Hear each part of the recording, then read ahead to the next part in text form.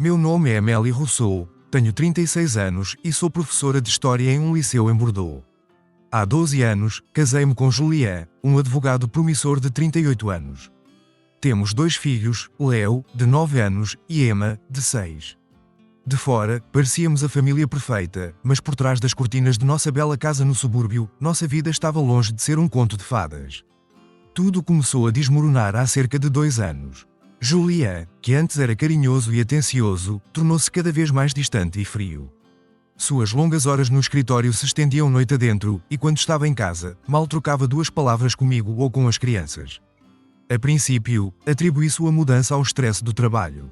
Julien estava prestes a se tornar sócio do escritório de advocacia, e eu entendia que a pressão era enorme. Mas à medida que os meses passavam, a distância entre nós só aumentava.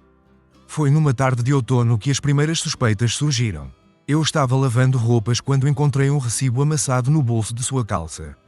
Era de um motel nas proximidades de Bordeaux. Meu coração afundou. Tentei-me convencer de que havia uma explicação inocente, mas a dúvida já estava plantada. Naquela noite, quando Julien chegou tarde como de costume, tentei abordar o assunto casualmente. Como foi o dia, querido? Alguma reunião interessante? Perguntei, tentando manter a voz firme. Julien mal levantou os olhos do celular. O de sempre. Nada especial. Nenhum. Cliente novo? Insisti, esperando que ele mencionasse algo sobre o motel. Ele finalmente me olhou, franzindo a testa. Por que o interrogatório, Amélie? Estou cansado e não estou com paciência para isso. Engoli em seco, sentindo as lágrimas se formarem. Desculpe, só estou tentando conversar. Ele suspirou, passando a mão pelos cabelos. Olha, eu tive um dia longo. Vou tomar um banho e dormir. E assim terminou nossa conversa. Mais uma noite em que dormimos de costas um para o outro, o silêncio é ensurdecedor entre nós. As coisas pioraram quando a mãe de Julien, Madame Gisèle Dubois, decidiu que precisava ajudar nossa família. Gisèle sempre deixou claro que não me achava boa o suficiente para seu precioso filho. Aos 65 anos, era uma mulher elegante e cruel, com uma língua afiada como uma navalha. Suas visitas, que antes eram ocasionais, tornaram-se quase diárias.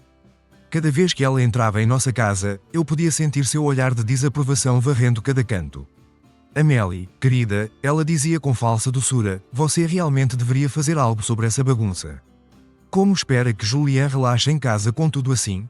Eu mordia a língua, lembrando a mim mesma que era a avó dos meus filhos. Estou fazendo o melhor que posso, Gisèle. Com o trabalho e as crianças, às vezes é difícil manter tudo em ordem. Ela estalava a língua, revirando os olhos. Quando Julien era pequeno, eu trabalhava, cuidava da casa e ainda tinha tempo para me arrumar. Mas suponho que algumas mulheres simplesmente não nasceram para serem esposas e mães. Suas palavras me atingiam como flechas, mas eu me recusava a dar-lhe a satisfação de me ver chorar. Em vez disso, forçava um sorriso e mudava de assunto. Um dia, um relacionamento onde o marido some por horas, mal fala com a esposa e os filhos, e aparentemente frequenta motéis. Você está sendo ridícula, Amélie. Eu trabalho duro para sustentar esta família, e é assim que você me agradece? Com acusações, nosso confronto foi interrompido pelo som de pequenos passos. Leo estava parado na porta da sala, os olhos arregalados de medo. Mamãe, papai, por que estão gritando? Imediatamente baixamos nossas vozes. Julien foi o primeiro a falar. Não é nada, campeão. Volte para a cama. Papai e mamãe só estavam. Discutindo sobre trabalho. Leo não parecia convencido, mas obedeceu, lançando um último olhar preocupado antes de subir as escadas. O incidente com Leo encerrou nossa discussão naquela noite, mas as coisas só pioraram nos dias seguintes. Julien começou a dormir no quarto de hóspedes, alegando que precisava de paz para trabalhar até tarde. Gisèle, é claro, aproveitou a situação para piorar as coisas. Suas visitas tornaram-se ainda mais frequentes e seus comentários mais venenosos. Sabe, Amélie. Ela disse um dia, enquanto eu preparava o almoço para as crianças. Sempre tive minhas dúvidas sobre você, mas ver como você está destruindo o casamento do meu filho. É realmente triste. Senti meu sangue ferver. Eu estou destruindo o casamento? Como ousa? Ela sorriu, aquele sorriso frio que eu tanto odiava. Ora, querida, olhe para você. Descuidada, sempre cansada, incapaz de manter a casa em ordem. E agora, acusando meu pobre Julien de traição? Não é de admirar que ele esteja se afastando. Antes que eu pudesse responder, ela continuou. Sabe, às vezes me pergunto se essas crianças são realmente de Julian. Léo, especialmente, não se parece nada com ele. Aquilo foi demais. Saia da minha casa agora. Gritei, tremendo de raiva. Como ousa insinuar algo assim? Léo e Emma são filhos de Julian, e você sabe disso. Gisele fingiu choque. Que temperamento, viu? É por isso que Julian merece alguém melhor. Alguém com classe, educação. Alguém como Celine. Naquela noite, quando Julian finalmente veio para o quarto, eu estava sentada na cama, as malas feitas ao meu lado. O que é isso? Ele perguntou, confuso. Estou indo embora, Julian. Respondi, minha voz surpreendentemente calma. Não posso mais viver assim. Ele parecia genuinamente chocado. Do que você está falando? Amélie, você não pode simplesmente ir embora. Posso. E vou. Ouvi você e sua mãe conversando sobre Celine, sobre me mandar embora com algum dinheiro. Julian empalideceu. Amélie, não é o que você está pensando. Minha mãe, ela não entende. E você? Perguntei, olhando nos olhos. Você entende, porque nos últimos meses, tudo o que senti de você foi frieza e desprezo. Se você não me ama mais, se quer ficar com Celine ou qualquer outra pessoa, então tenha a coragem de me dizer. Ele se sentou pesadamente na beira da cama. Eu. Eu não sei o que dizer. As coisas ficaram tão complicadas. Sua hesitação foi toda a resposta de que eu precisava. Então é isso. 12 anos de casamento, 2 filhos, e você não sabe o que dizer. Levantei-me, pegando minhas malas. Vou ficar na casa da minha irmã por enquanto. Buscarei as crianças amanhã. Espere, Julian exclamou, segurando meu braço. Você não pode levar as crianças. Puxei meu braço, sentindo uma raiva que nunca havia experimentado antes. Posso e vou. Você mal olha para elas nos últimos meses. Acha mesmo que um juiz dará custódia a um pai ausente e potencialmente infiel? Suas próximas palavras me pegaram de surpresa. Infiel, Amélie, eu nunca te traí. Parei, confusa. E o recibo do motel? Às noites fora, Julian suspirou profundamente. O motel. Era para um cliente. Um caso de divórcio complicado. Eu estava ajudando-o a reunir evidências de infidelidade da esposa. Às noites fora. Eu tenho dormido no escritório, trabalhando em um caso importante. Eu queria acreditar nele, mas anos de desconfiança e mágoa não podiam ser apagados em um instante. Mesmo que seja verdade, Julian, isso não muda o fato de que nosso casamento está em ruínas. Você se afastou de mim, das nossas crianças. Deixou sua mãe me tratar como lixo e nem sequer me defendeu. Julian suspirou profundamente e, para minha surpresa, abaixou a cabeça. Você está certa, Amélie. Eu falhei com você e com nossos filhos. E sim, eu te traí. Cometi o maior erro da minha vida. Eu senti um nó se formar na minha garganta. A confirmação das minhas piores suspeitas era avassaladora, mas também, de alguma forma, um alívio. Agora eu sabia a verdade. Por que, Julian? Perguntei, a voz embargada. Por que você fez isso conosco? Ele olhou para mim com olhos cheios de arrependimento. Eu me perdi, Amélie. A pressão no trabalho, as expectativas da minha mãe. Tudo parecia demais. Celine apareceu em um momento em que eu estava vulnerável. E eu cometi um erro terrível. Não estou tentando justificar o que fiz. Só quero que você saiba que lamento profundamente. Eu absorvi suas palavras, sentindo uma mistura de raiva e tristeza. Lamento não é suficiente, Julian. Você destruiu nossa família. Eu vou embora e vou levar as crianças comigo. Ele não tentou me impedir desta vez.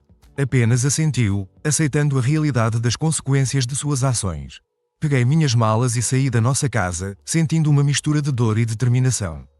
Nos dias que se seguiram, instalei-me na casa da minha irmã Claire. Ela me acolheu de braços abertos e me ajudou a lidar com o turbilhão de emoções que estava sentindo. As crianças estavam confusas e tristes, mas eu fiz tudo o que pude para assegurar-lhes que tudo ficaria bem. Enquanto isso, comecei a traçar um plano. Eu sabia que precisava me reerguer, não apenas por mim, mas pelos meus filhos. E também sabia que queria justiça pelo que Julian e Gisele haviam me feito passar. Era hora de agir. A primeira etapa do meu plano envolvia a construção de uma nova vida para mim e para as crianças.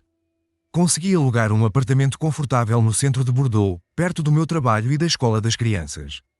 Claire me ajudou a decorar o lugar, tornando-o acolhedor e cheio de vida. Léo e Emma se adaptaram rapidamente ao novo ambiente e eu sentia que estávamos começando a nos curar. Enquanto isso, comecei a juntar evidências contra Julian. Eu sabia que, se quisesse a custódia total dos meus filhos e uma compensação justa pelo nosso divórcio, precisava ser estratégica. Contratei um detetive particular, Jacques, que logo descobriu mais detalhes sobre o caso de Julian com Céline. As noites no motel e a frieza não eram apenas fruto do estresse do trabalho. Ele estava, de fato, me traindo. Com as provas em mãos, procurei uma advogada renomada, Marie Dupont. Ela era conhecida por sua tenacidade e habilidade em casos de divórcio. Marie ficou indignada com minha situação e se comprometeu a lutar ferozmente por mim. Enquanto o processo de divórcio se desenrolava, Giselle continuava a me difamar. Ela espalhava rumores entre nossos conhecidos, dizendo que eu era uma mãe negligente e uma esposa infiel. Mas eu estava pronta para lidar com ela também. Jacques, o detetive, conseguiu gravações de várias conversas onde Giselle fazia comentários caluniosos sobre mim e incentivava Julian a me deixar. Essas gravações seriam cruciais para desacreditar suas mentiras no tribunal. Na audiência de custódia, meu advogado apresentou todas as provas contra Julian. As gravações de Giselle, as fotos de Julian e Céline, e os testemunhos de Claire e outros amigos próximos que sabiam da verdade. Julian tentou se defender, mas as evidências eram esmagadoras. O juiz decidiu a meu favor, concedendo-me a custódia total de Léo e Emma e determinando uma pensão generosa para nós. Com a batalha legal vencida, eu poderia finalmente me concentrar em minha nova vida. Decidi investir parte do dinheiro da pensão em um projeto pessoal que sempre quis realizar, abrir uma escola de idiomas. Bordeaux era uma cidade multicultural e eu sabia que havia demanda para uma escola que oferecesse aulas de francês, inglês e outras línguas. Claire, que era professora de francês, se juntou a mim nesse empreendimento. A escola foi um sucesso desde o início. Além das aulas de idiomas, oferecíamos workshops culturais e eventos comunitários. Em poucos meses, nos tornamos um ponto de referência em Bordeaux. Minha confiança e autoestima floresceram e comecei a sentir um novo propósito em minha vida. Quanto a Julian, ele e Céline não duraram muito. A pressão do escândalo e a perda da custódia dos filhos foram demais para ele. Ouvi dizer que ele se mudou para outra cidade, tentando recomeçar sua vida.